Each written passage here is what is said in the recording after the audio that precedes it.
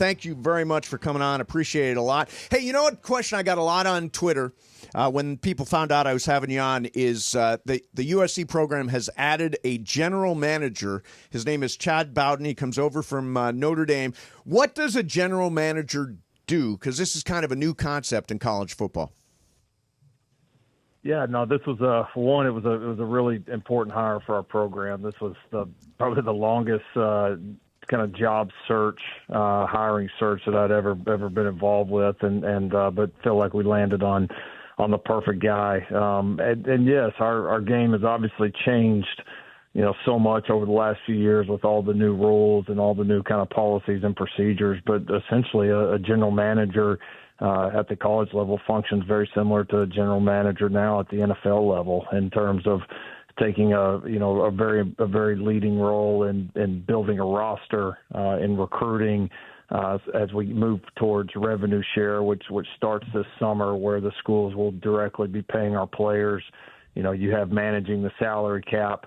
How much do you pay this player? How do you structure this contract? And so, really it had become where, if you didn't have this position or kind of the infrastructure around it, the coaches were spending more time kind of playing general manager than actually getting a chance to coach. And so this is important because we added the person who I feel like is the best one in the business. But on top of that, it frees up, this great coaching staff that we've worked hard to put together. It frees these people up to put their time into coaching and developing the guys that are on our roster right now. And so it's really a win-win for our program. Along those lines, you've talked before pretty candidly about the difficulties of navigating these new waters in the NIL era. You've got this GM now in the fold, and the 2026 recruiting class has been considered number one by a lot of different places. Like, does that give you confidence about the school's ability to compete at the highest level in this new world?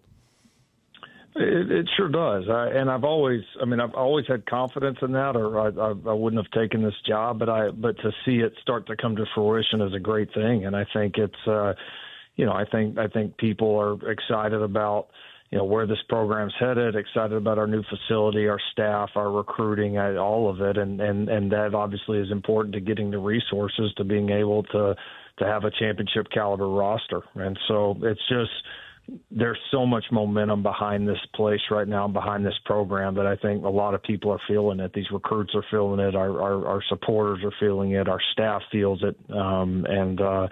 It's a lot of fun right now. It is. And when you can bring in quality people, like Chad and again, the rest of the people that we've brought in around him to really build up that department, it just makes the thing go better and better. How is it dealing with the transfer portal? Because I look at it, it feels like it's open more than it's closed. Like, for example, it's open between the end of the season and bowl games, which is crazy to me. If you could wave a magic wand and control the transfer portal, how often would it be open? Oh, I think it should be open once, is my opinion. Now, the hard thing is, like, where do you put it? Because the natural questions is, you're trying to run a sport, but you also have academic semesters, and that's the problem, is those things at times kind of work against each other. And so, if you put it at the end of the season, the question has been, well, how do you get guys in school in time to have them for spring? My gut is eventually it's gonna be a spring portal at some point, and spring football might get pushed into kind of the OTA world, like kind of more early summer than in the spring when you actually get your full roster together. So it'll be interesting how it unfolds. I mean, it's getting a lot of comments right now. The basketball portal just opened, Yep. And here we are right in the middle of the NCAA tournament. I mean, which makes no sense, but that's the problem, is you've got these academic semesters that are kind of battling these playing seasons. So there's not a great answer. There's not like an obvious no-brainer answer, and we're going to have to continue to work together to find the one that fits the best. With some time and distance from last season, what are some of the things that you look back at most where you've learned, like in terms of ways to move forward, improvements you could make, things that you thought really went well, all of that stuff? There was a lot of both, honestly. I mean, the team, I think the competitiveness and the toughness and edginess of our team was a massive step towards what we want to be as a program and kind of what I envisioned of the SC program, before I was ever a part of it. I always felt from afar there was an edginess and toughness about this place when it was really good. And I thought our team last year displayed that a lot. Hence, just how many times we put ourselves into positions to win. The natural thing when you leave last year is like, all right, well, we gotta finish better. We had obviously so many games that went right down to the wire, and one of only a handful of teams in the country that led in the fourth quarter of every game we played but one. And so, I mean, it's. But I think my experience and being a part of some of the teams that I've been lucky enough to be a part of tells me, to win those close games, you just got to keep getting better at every part. Every part of it counts. How you play in the first quarter, how you play in the second quarter, how you play defense, how you play offense, how you play special teams. We're taking steps, and we've just got to keep going. And we just have to keep going as a program and keep improving all parts. And but there's definite progress. There's a lot of excitement. There's a lot to learn from, and a lot that I feel like we're going to have a chance to really take a step forward in this coming season. So I was at most of the home games last year, and I mean, you were talking about how close. I mean, some of these games were just like agonizingly close. It feels like you were like 7 or 8 points away from the college football playoff. What did you guys and what did your team learn about finishing games, specifically about finishing games? Well, you have to be at your best in the end of those, and when you play a schedule like we played, listen, there's going to be some of those, and you've got to rise up, and you've got to be able to make those key plays. And a lot of times, it's not making a superhuman play; it's just doing something within, just making a good, solid football play, good, solid decisions in those moments. And then the other part of it is when you really step up and become a great team.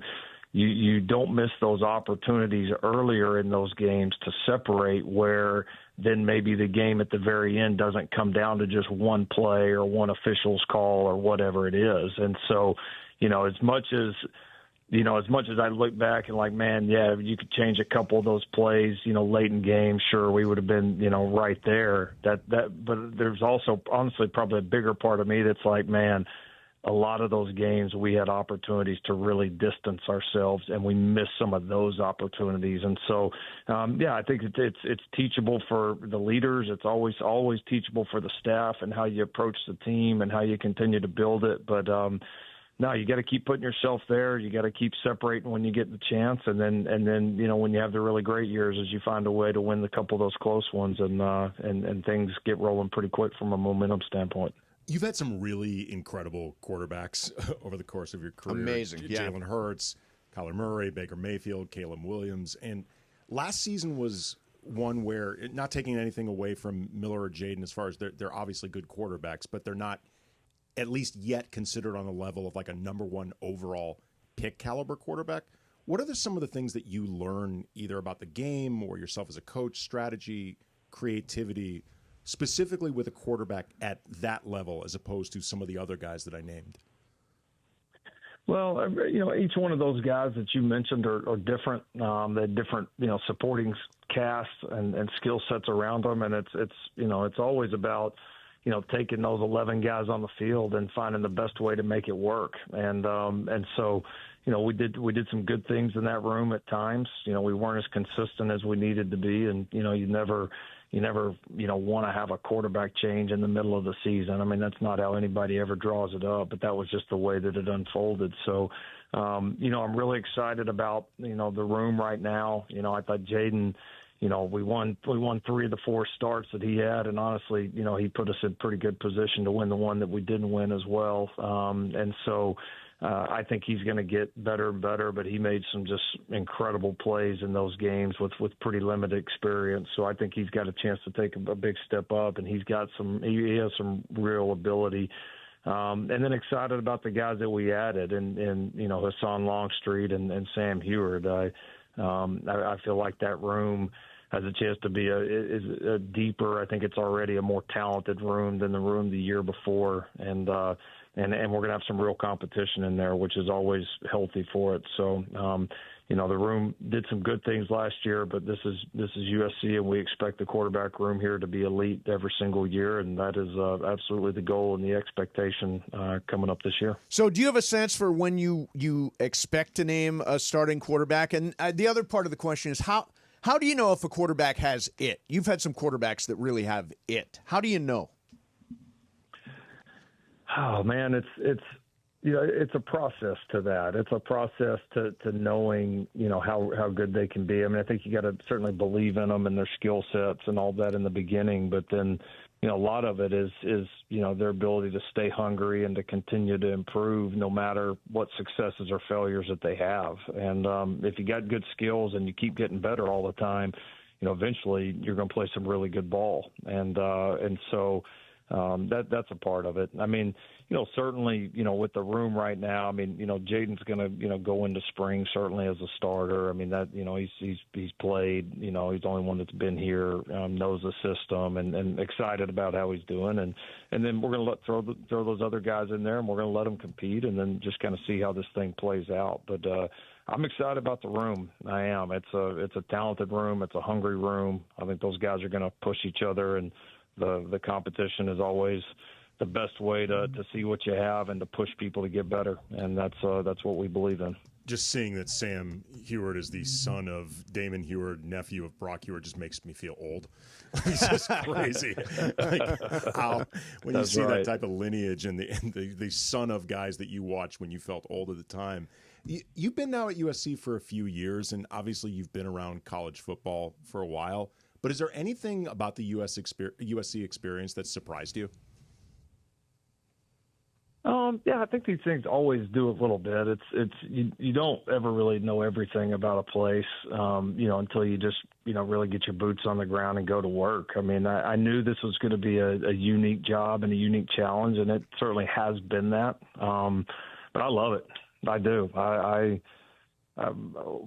Myself, my family, we love living in Los Angeles and in Southern California. Like, I love coaching here. Like,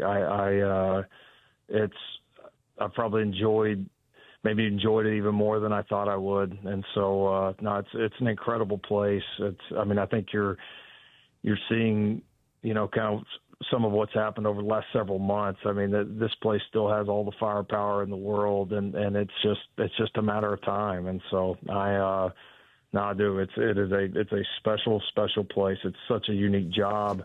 It's such a unique setting and a unique school, a unique football program.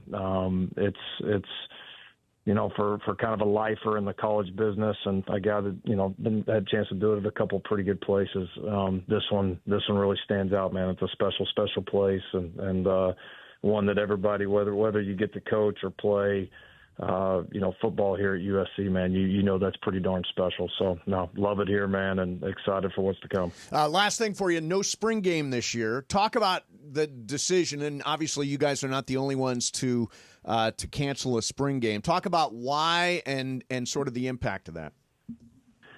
Yeah, for me, it wasn't so much. I know some people have made a big deal about, the people seeing your rosters and all that other stuff. Like, that to me, honestly, was not that big a deal. The bigger thing to me is just, how do we make these practices or these 15 opportunities that we get just the most productive for our team and what we need right now. And when we sat and looked at it, it was like, well, you typically have to use a practice to kind of prepare for the spring game. You got the spring game, which is kind of a watered down scrimmage. And for us, it just made more sense that we just need to work, and we can get so much more work done, on those days by just kind of hunkering down here on our own fields and just continuing to progress the team. And so, we made that decision, felt like it was the best thing for our roster. And, our job is to have a great team out here this fall, and we're going to make every decision that we can to get that done. All right. Hey, listen, Coach, it's great having you on. I would love to have you back, during the course of the season. We're big USC fans here, obviously home of the Trojans. I'm at most of the home games. Andy's a grad. I mean, we would love to have you back anytime, man. For sure. No, love to do it. Let's definitely make that happen, and appreciate you guys, man. Love having some fellow Trojan fans here and alumni, and we'll make that happen for sure. All right, awesome. Hey, Lincoln, thanks for coming on, man. Fight on, Coach. Thanks, guys. Fight on. There's Lincoln Riley, head coach of the USC Trojans. And by the way, Trojans Live featuring Lincoln will be on at 9:30 tonight after the USC women's basketball game, which I anticipate them winning by a lot.